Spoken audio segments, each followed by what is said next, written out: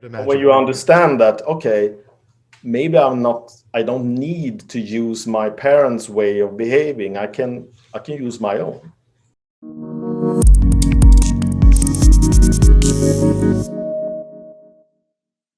Hi, everybody. Jason Schneider here, founder of the Perception Academy, and I'm super excited to be here today with Ricard Olsson from Sweden to get to know him a little bit better and to learn about how he applies NLP and neurosemantics in his day-to-day life and in his career. And hopefully from there, you'll be able to pull some nuggets out about maybe how you can learn from Ricard and his style and his specialties, as well as learn about how you can learn more about Ricard. So welcome, Ricard. Thank you, Jason. Thank you for having me. Yeah, super glad to be here with you. I've known Ricard for a couple of years now. We've met in Colorado originally, is that right? In Grand Junction? Yeah, in Grand Junction. Yeah. And at the trainer's training for Neuro-Semantics. And I'm going to take a moment, just read your bio here, and then we can dive in. So Ricard has worked in the corporate education, business developing, sales reps, sales managers, and managers since 2007. In 2012, he got an ultimatum. I believe this was from your ex-wife or your wife? Your wife. From my wife. So your present wife. Right, yeah. which was basically marry me or else, something along those lines. Rather go to therapy or we get a divorce. I see. We're still married. Right, and so it worked out. And was it at that time that you discovered NLP? Was that that was the time when I discovered NLP. We went to family therapy because what happened was that we have a bonus family, and I wasn't able to be my best self. I wasn't able to communicate in a congruent way. I tended to, hide away and and use patterns from my childhood when it was a situation that was, not that pleasant. And this went on for multiple of years. Until I got the ultimatum, or we got the ultimatum, so to speak. And I discovered that, okay, so NLP is something that exists, and you can work with yourself, and that got me hooked. And since then I've read, almost anything and in NLP, and I got really hooked. Yeah, and that's pretty amazing. And I have in terms of getting hooked with the books, I know we can relate on that, and then getting training and developing ourselves. So it was NLP was the kind of therapy that you ended up taking that contributed towards saving your marriage. Is that right? Yeah. First it was, I think, Gestalt therapy, and then I found NLP through searching on Google, and somehow, I'm not sure if NLP found me or if I found NLP. I'm not sure, but I got hooked. First off, I didn't understand anything, but I just had this sense. I have to search on. I have to know this. I have to grasp this. So let's talk a little bit about that then. So you are going through this Gestalt therapy with your wife at the time. You Google around, or you go on the internet, and you discover this field of NLP. So how did you what was that journey like? Did you buy a book right away, or how long did it take you to kind of dive in? The first thing I found was a e-learning course by Steve G. Jones, a guy from Florida, I think, as well. I believe I may have met Steve. Okay. A couple of years back. Yeah, and he had 10 movies that you could download and get to learn NLP, and that was my start off. And then I discovered I have to meet up people who practice NLP, because I just read it and saw movies, and I had a hard time applying it to myself. So I met up with a guy at work that had studied NLP, and we started doing patterns on each other. And then he guided me on to an NLP company in Stockholm, which was a Neuro-Semantic NLP company. I didn't know about Neuro-Semantic back then. I only knew about, pure NLP. So, okay, so you find somebody else who practices NLP and you start practicing patterns on each other. Where were you pulling the patterns from? Like from the books or? He had gone on an NLP course, I think 3 days or something like that, and he had some patterns, and I was just eager to learn and anything really. And so how was that experience for you? So you had just done an e-course, you read some books, and now all of a sudden you are practicing. How did that go in the beginning? Well, in the beginning, I think I really didn't get it at the beginning, but I think I have a closure meta program, and I had to have a closure on this thing. What is it? And then I kind of step by step discovered that, wait a minute, I now have a different way to behave and talk at home. Does this have a connection with the pattern I did? It might have. And little by little, I understood that this is gold. This could change my way of behaving, my way of thinking, feeling, and behaving. And I was like on a, what you call Christopher Columbus. He was on a trip to find the world, and this was like a trip to find my inner world. I love that metaphor. Kind of like, I know you wrote an article series recently on like the map is not the territory, was kind of the theme. And I like that metaphor of like going and discovering the map of this uncharted territory of your inner world. Yeah, I really like that metaphor. The map is not the territory. It is so much depth in that metaphor, I think, and that is what was my biggest aha moment, I think, when I really understood that phrasing. So understanding that the map is not the territory, and what was the big aha? Like what did that mean for you in terms of your, let's say, day-to-day life or your behavior? Yeah, before I found NLP, I think I lived my life as, I know my rules is the rules that everybody has, and my understanding, well, that's perfect. I was kind of like, when I look back now, I can't believe that I really had those thoughts, but I thought I was, a really good person, and if everybody thought like me, felt like me, the world would be a great place. And boy, I was wrong. But now, after all of the training, we're getting closer there. I could imagine. Now with all of this training, we're getting more wise and closer to that. More closer, right? Hopefully, slow and steady. Yeah. So yeah, I remember for me when I did one of my first NLP trainings, and I was in the training, and it was kind of a breakout group. So I was coaching someone. Through a pattern, through a process. And she said, she was describing to me these rich internal movies that she had. She's like, I've got 3 memories and 3 movies and they're all playing at the, I said, you can like, no, people really do that? You've got movies in your mind and you can watch multiple movies at the same, that was kind of one of those moments where it blew my mind, where it's like, oh, not everybody thinks the way that I think. And there's other ways out there of processing information that might be more useful than the way that I've been doing my whole life. Yeah, and it's still that aha thing still comes over me from time to time. It's like I invented. I get that idea over and over again. When I discover, what, can you think like that? Wow. That's amazing. Right. So we actually did an interview not that long ago about modeling, and so kind of modeling is an area where you might find from someone this magic superpower that they have that to them just seems like, well, that's just the way that I think. That's just the way that I Yeah. M.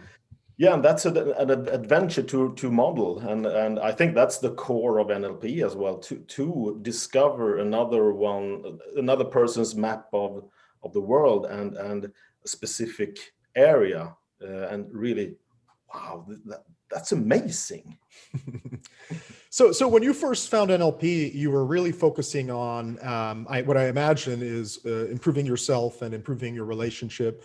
Has your passion or your focus changed over the years, or how has that developed? It's been how long now since you started learning? I think it's 10 years or 10 or 9 or 10 years. I still work mostly with myself, I think, apply to myself, and the last couple of years I've more moved out to coach other people. Mm-hmm. But I think really the apply to self is really important to me. Yeah, and I can I share that with you, that value and that passion. I guess one thing I'm curious about. So how do you apply to self? What does that look like for you in your life? If you could just share a little bit of an insight. Yeah, well, mostly it's my home environment to really reflect when I meet a situation where something triggers me to move into a not so communicative place. I have tools to really reflect what did trigger me about those shoes in the hallway or whatever.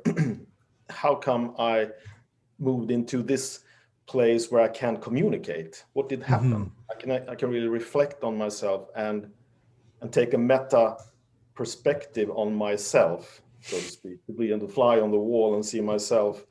Why am I in this corner about some shoes in the hallway? That's not logical. It might be psychological. Yeah, right. So it makes sense based on your history, but based on, I guess, how you want to be or how you could be, it gives you that perspective. Is that fair to say? Yeah. And since I also have a company that is focusing on to heal relationships and create whole relationships, that is also a motivation for me to work on my own relationships and to heal my family relationships. Right. So, I mean, and we have an expression in neurosemantics that personal power and congruence comes from applying to self first. So if you're going to work in other people's relationships, it makes sense to work on your own and apply that on a regular basis. It's super important, I think. So, and just another question, a follow-up question on how you apply to yourself. So do you do this kind of just in real time naturally, or do you have time to practice time that you dedicate out, or how does that work? We have practice time, me and a couple of guys here. We train on mind lines, for example, the reframing tool in Neuro-Semantics, and we have a weekly day that we train mind lines. We have we have body coaching, so we coach each other and constantly all year around to develop ourselves. Oh, that's great. Yeah. And that's something that I always recommend is to find some buddy coaches that you can practice with and develop with and to be able to receive it as well as give, practice your skills and working with other people. So you work with relationships is one of the things you're passionate about, coaching people around. Yeah. Yeah. And mostly fathers in bonus families. So could we take a moment and define like a bonus family for someone who maybe isn't familiar with that term? A bonus family is where, in my example, I have a daughter and my wife has 2 children, and we merged our 2 families, and that is a bonus family. We have different set of family rules, and we put them together, and that's where a new system evolves, I think, that I call family.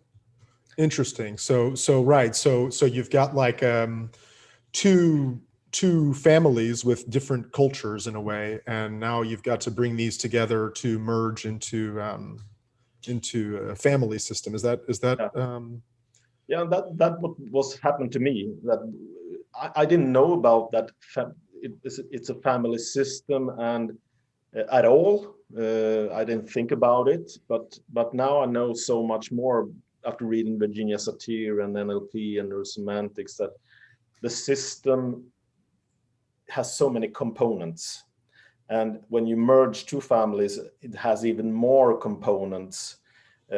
And to really get a meta perspective on that system, for me, was a game changer to really understand. I wasn't sick in my thinking. It was just that the system was so complex. Mm-hmm. And my desire is to help men in bonus families to realize this and be able to be a good father figure in their bonus families. That's a desire for me. So that's super interesting. And if you could give maybe like, what would be one tip that you can provide? Obviously, it's we have limited time today, but if you could provide one tip to, let's say, somebody who's in that situation, based on your experience and your knowledge and your skills, what would be something that you could give them that might help a little bit?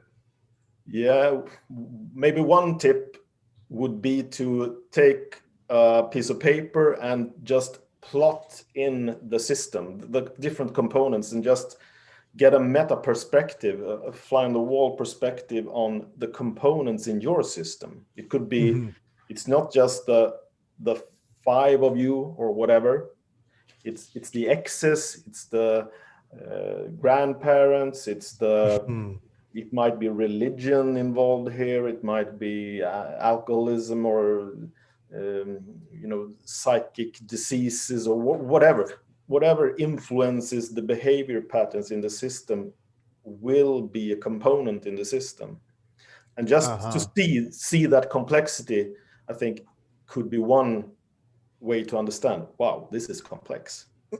Right. So it's not just, let's say, 4 or 5 people that we're talking about here. We're talking about cultural influences, psychological influences, personal histories, cultural influences. There's a lot more going on there, and I imagine that's something that you could help these people with, to plot that out and to get some perspective. Get some perspective, and you have the outer components, and you have the inner components of feelings and thoughts, and also behavior patterns. So I would be happy to help anyone who feels that they have problems finding their power in a bonus family.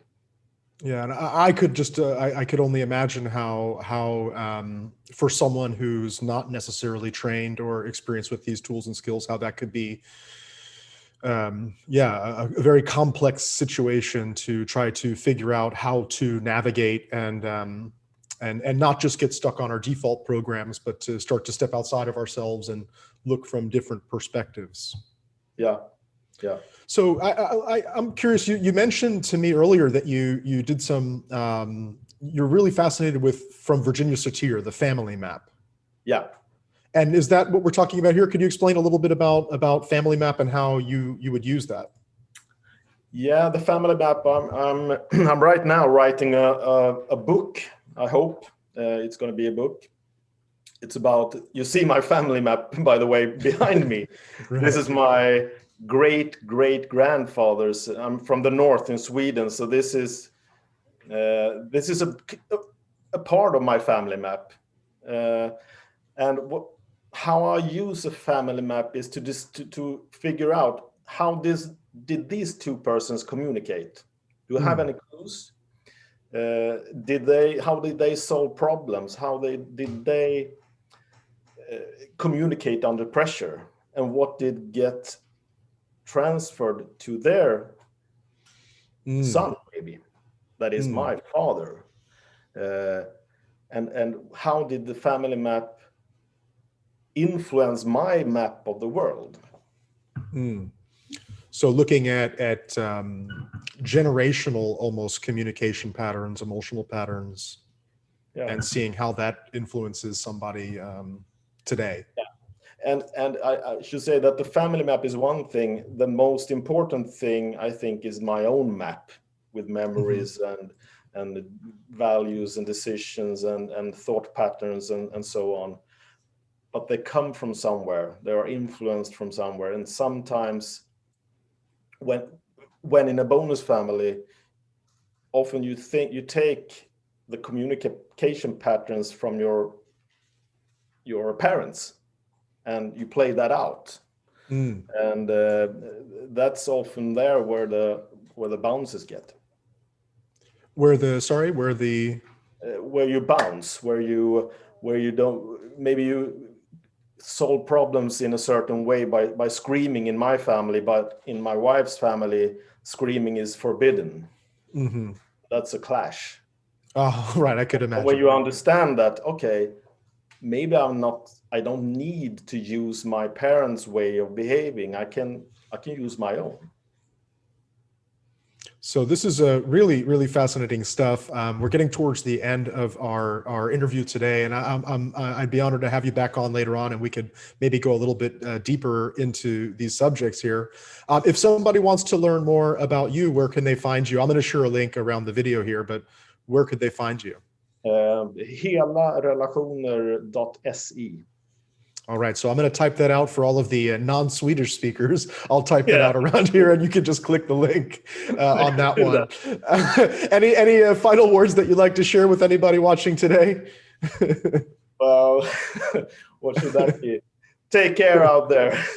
Yeah, definitely. And if you have any problems with being your best in bonus families, contact me. Definitely. And also, if you know anybody else who might be going through that, that Ricard would be a great resource based on his experience, his training, his knowledge, and his heart and his spirit. So thank you so much, Ricard, for being on here with me today. And I hope to have you on again soon. Thank you, Jason.